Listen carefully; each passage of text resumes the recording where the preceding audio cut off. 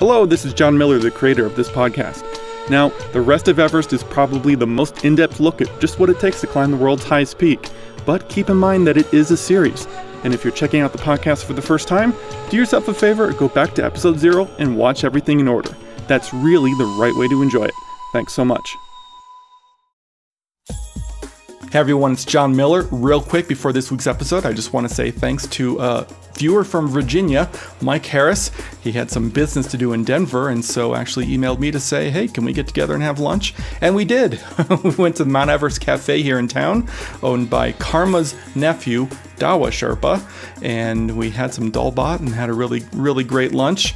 And then Mike actually interviewed me, did a little video interview of me. It's about 10 minutes long with actually technically me and my son Sam. And that video, I'm not exactly sure where you'd find it as I'm recording this, but just check out the show notes. I will have a URL that you can put in a web browser, and that will take you to the just about 10-minute long interview. A lot of fun.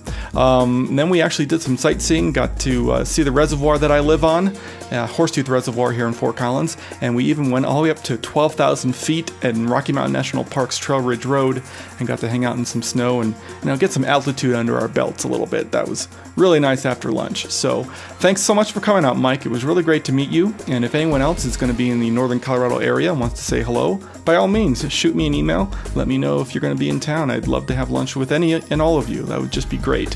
One more thing, lots of Rest of Everest t-shirts still available. The hand-embroidered kind right from Kathmandu. And if you don't want to buy one, you can win one. Just write a review in the US iTunes podcast directory page for the Rest of Everest. And I'm just trying to reach 175 reviews. I'm currently at 167. So once I reach 175, I will be giving a t-shirt away to a lucky reviewer. So, go ahead and write a review. And again, if you want to buy one, just visit therestofeverest.com. It's really easy to buy one. So thanks so much, everyone. And now on with this week's episode. Here we go.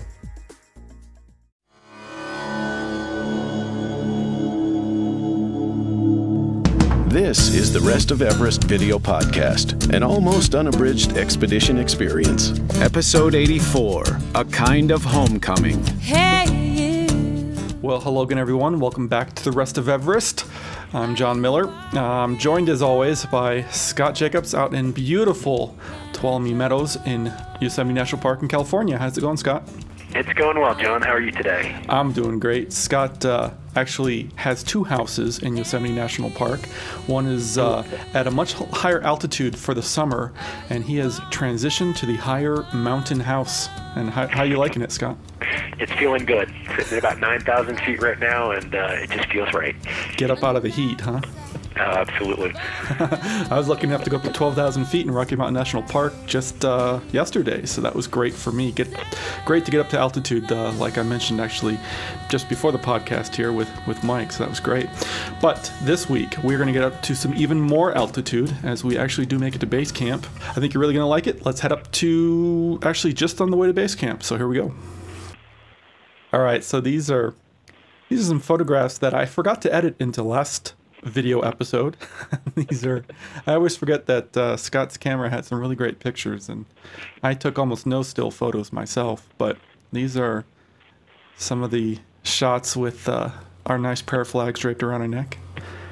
And one of the only pictures, one of the just like 3 or 4 pictures of Scott and I actually together in a still photo with Everest in the background there. It's nice.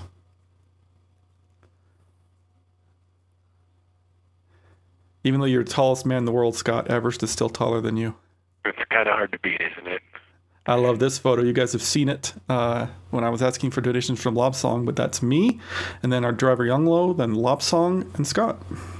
And that OK sign is actually, it's a Tibetan Buddhist symbol for,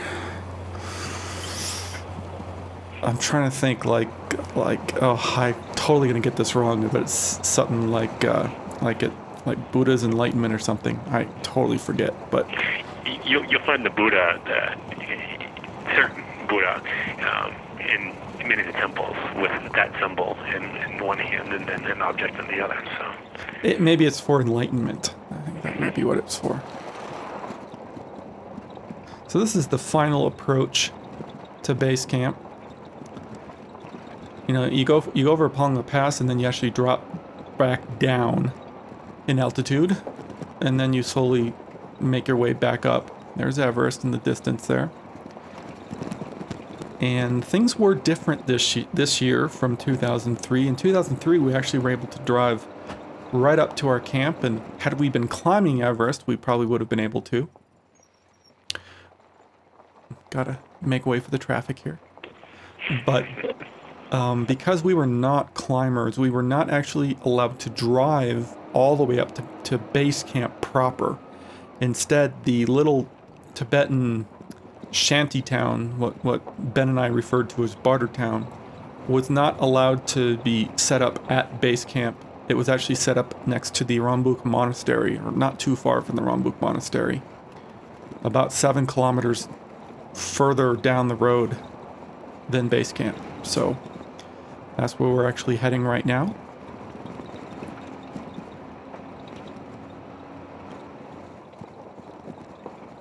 It's just always amazing. I mean, there's some kind of trekker, yak herder or something we just passed.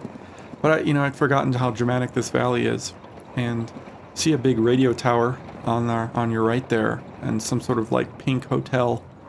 That was actually just under construction in 2003, and I'm not totally sure if it's a hotel or if it's like some government buildings, because we didn't stay there.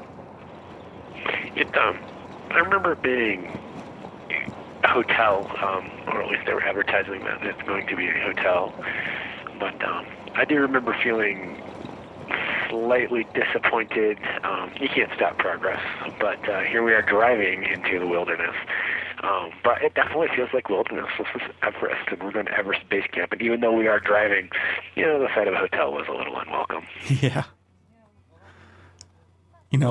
Personally, I'm not quite sure why you'd want to stay there when the little businesses here, the little tea houses that are made out of tarps, they're so comfortable. And what an excellent experience too. I mean, just fully welcome. It's a trekker culture. They're there to do business, but it was welcoming, and it was a lot of fun to stay in the tea houses. And you still have quite a view. So we just passed those yaks and everything. Everyone who's been a long-time viewer, isn't that just a really familiar sound now? All the yak bells. It's amazing. It was so good to be back. So again, that is the north face of Everest, and from the summit down to base camp is 13,000 feet, just about. Yeah, let's do that. So, you're not happy to be here, are you? What? You're tired of being here. No. You're like, oh no, 2 days at Everest. No. I just want to go home.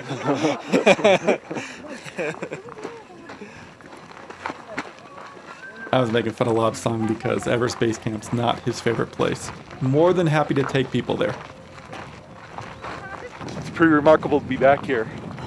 It's pretty remarkable to be here. So this whole area is shifted down from where it was in 2003, and I guess it's going to be closed off completely next year for 2008. But still got a mighty fine view.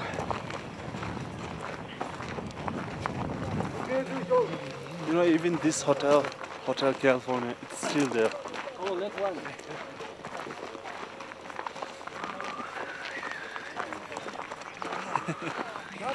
He doesn't like being filmed. Lobsang was mentioning the Hotel California, which is one of the tents there. It has a sign, a handwritten sign that says Hotel California. Very, very much targeting the trekkers, the Western trekkers.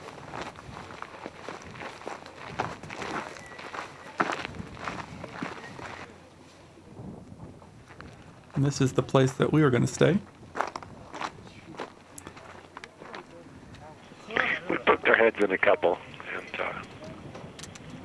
Lobsang decided on this. And I have to say, it was quite nice. pretty much immediately served a pot of milk tea. Warm up. It was quite welcome. It was quite good. Same food, noodles. Noodles, yeah. Yeah. 점에던 걸 보니, 아니에요 점에던 거 진짜 아니야. Yeah, so like, he was saying, what do you want to eat? And they've got Tibetan noodles, and we're like, yeah, Tibetan noodles. That's what we want. We want Tibetan noodles. I remember being told. I remember wanting the Tibetan noodles because it's a steaming bowl of soup. You haven't had caffeine, yeah, you're going through withdrawal. This is exactly it. That is so funny. So you had a bad headache there, huh, Scott? Yeah, I was starting to develop headache. Trying to keep an eye on myself, just to the side. If this was the beginning of an altitude sickness, truly, I think it was Caffeine lack withdrawal. of caffeine. 본인 자체다. You want tea or which? I'll have tea. They have milk tea or just butter tea? 장아분이다. I'm always asking if it's butter tea or milk tea. I did not want butter tea. Is it too much trouble? I think even at this point, I didn't want butter tea as well. I'll have milk tea. You? Yeah. Which one? Milk tea. Okay. Yeah, 출시대란 We keep talking over some of the conversation we're having, Scott, but I was asking, can I have some milk tea? And he's like, oh, she has to make it. in the wind. And I was like, is that too much trouble? And you just kind of get this blank look, like, what's too much trouble? What does that mean? They just don't understand that. You have good reception? Yeah, it's full. Yeah, full reception. Probably better than my satellite phone.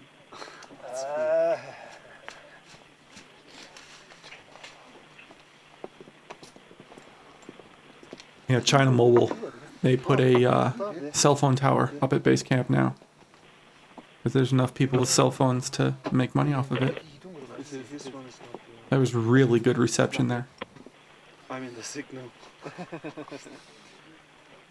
And the 장아분 서로지 않고. a mobile phone would be much easier to use than a sat phone. 반도 말해. Because you always have to be in line of sight with some satellites when you have the sat phone, and that just isn't always possible with the mountains. But I actually think that the roaming fees of the mobile phone probably end up costing about as much as the satellite phone per minute. That's a good point. I didn't think about that. It probably costs the same. Even for Lopsong. This is the proprietor. Really nice guy. Don't remember his See name. my hairs. I'm thinking I might grow my hair out. Maybe here things. Oh yeah. You think you might grow it out? Yeah, I'm halfway there. This is the longest it's been in 4 years, 5 years. It's getting pretty shaggy there. It's getting pretty I long. know. I look like a hippie. Pretty soon you'll have dreadlocks. I know. I need a shave, and I need a shave. Yeah. Do you do it by yourself? Yeah. Shaving? Because I'm too cheap to buy a haircut. Yeah. So I have clippers that just down to the skin. Scott, after all of the college days and living with you all those years, it's hard to believe you're a cop sometimes.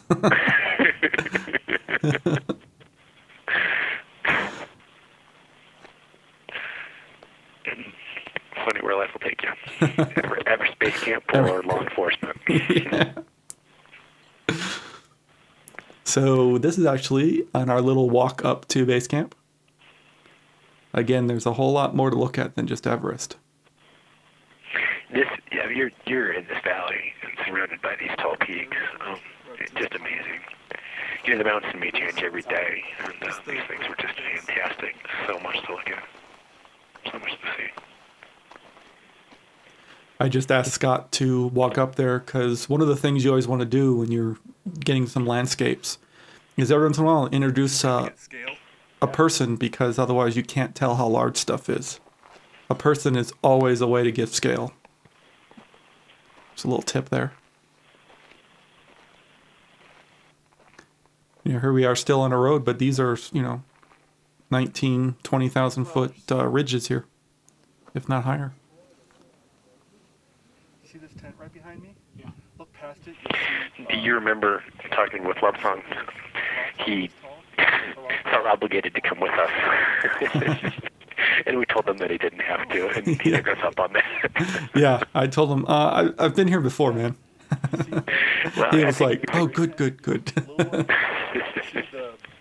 He wanted to hang out with the Tibetan woman who was cooking at that cafe, at that tea house there. Yes, he did. He was chatting her up, definitely.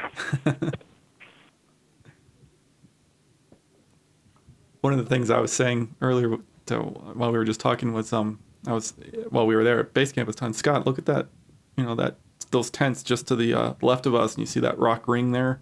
That's our toilet.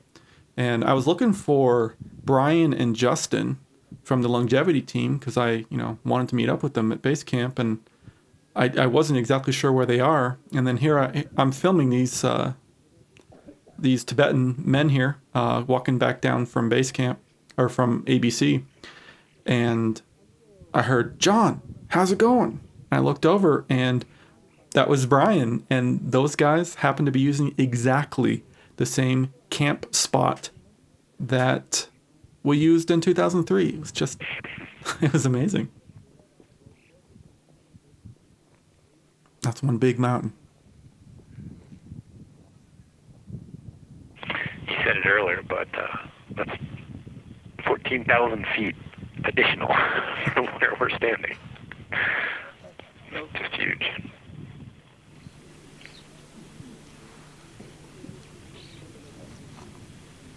It was nice. We got a little blue sky. Apparently the day previous, or the 2 days previous, some people we met in New Tingri, they had just been to base camp and you couldn't see Everest at all the whole time they were there. And I really see the snowfield between the two. What I'm mentioning to Scott in the background there is that peak to the to the left of Everest. That's Changse. No, that's actually part of Changse. It's your perspective is being forced here. Right. Yeah. On the other side, because Everest is actually a lot further away than it even looks. Is it? Yeah. Yeah, it's really hard to tell because Everest is so large, it actually looks closer than it is, but because it's so large, it still can look really close because you don't expect the mountains to look that large and still be so far away.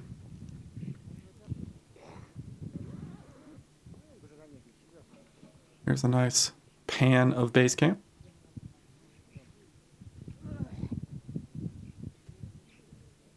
Now that hill right in the front of us, that gray hill, that is the terminal moraine of the Rongbuk Glacier. So just behind that is ice.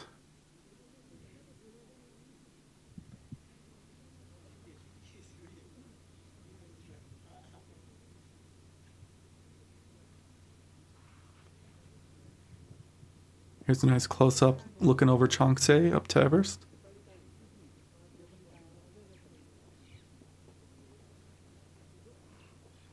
There's the Northeast Ridge with the first, second, and third steps, and then the summit.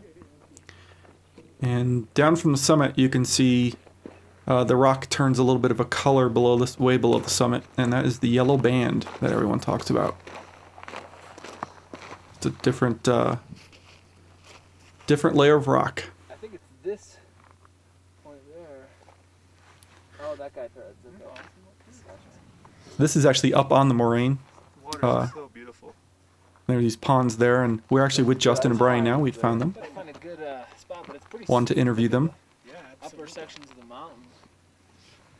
How should we do this, John? have a seat on that rock. I'm gonna interview you guys one at a time, and then I'll interview you guys together. Okay. When's your makeup department coming up? Here, just put some of this on. Some dirt on the face? Yeah, it gets rid of the shine. Can you say and spell your name for me? Yeah, it's Brian Oestrike. BRIANOE. Strike is in baseball. OEST. I always have people say and spell their name for a level check for the mic, but also so I learn how to spell their name. Another little tip for everyone. Wow, full of tips today. But not have the mountain washed out. Should I move over a little bit? No, it's just the mountain, If it was a blue sky, it'd be a little bit different. Yeah. All right. Well, Brian just summited tell me a Lhotse little bit a few days ago. This year, where 2008. we are and why you're here. You can look right at him. What an incredible guy. He was it's really enjoyable to hang out with. Good attitude. Meters or so, which is just above the Everest Base Camp, Chinese side, and about maybe the next half mile behind you actually has probably 500 to 1,000 tents to give a little bit of scope as far as how many people are actually here. We're here to climb Mount Everest for Longevity, which is a nonprofit dedicated to lung cancer research, and so we're trying to gain awareness for them and raise some money for them at the same time. We will hopefully hear more from Brian. I'm hoping to get him in onto the show to show some of his footage from 2007, and we will get to know more of the, we get to see more of the interviews I did. I have shared some of them last year with everyone, so you can always return to the bonus episode, the longevity themed summiting episode that I did with them, or did for them when I found out they summited. But yeah, Brian went out this year, 2008, to try and summit Lhotse, which is one of the peaks just directly, actually it's attached to Everest. It's between Everest and, the South Col, the saddle on the south side of the mountain connects Everest and Lhotse together. And yeah, he was able to summit, but as I understand it, he lost his camera. So although there was another climber up there that can validate his claim, he's really hoping that someone will return his camera. I don't know if they have, but he's offering a reward for it. So I hope he can get those pictures back, because I'm sure they're absolutely incredible. The vantage point from Lhotse is just really incredible. So next week we are going to spend some more time at base camp, and the next few weeks it's nothing but base camp. So a lot of Everest footage, and I want to thank you as always, Scott. John, thank you. And tune in next week. We will be back at base camp. Thanks so much, everyone. Bye. The Rest of Everest is downloaded all over the world every week. If you enjoy watching and would like to show your support, then take a look at my website. Aside from having lots of additional blog entries from the expedition updated every week, there's this little donation button on every page. Now, many of you have pressed that button, and your generous contributions are helping to cover my hosting fees. If you haven't donated but would like to, then just contribute any amount. In return, I'll give you access to the video and audio dispatches I sent out while we were actually at Everest. It's pretty interesting stuff. Contribute $25 or more, and I'll even throw in an iPod-compatible version of the film Everest: The Other Side. That's the project the entire podcast here is based on. As always, our announcer is Marlon May, and our music is provided by Wendy Wu. Check her out at wendywu.com. Thanks so much, everyone, and we'll see you next week. Thank you for watching The Rest of Everest. For more information on the expedition, please visit therestofeverest.com. Surprise.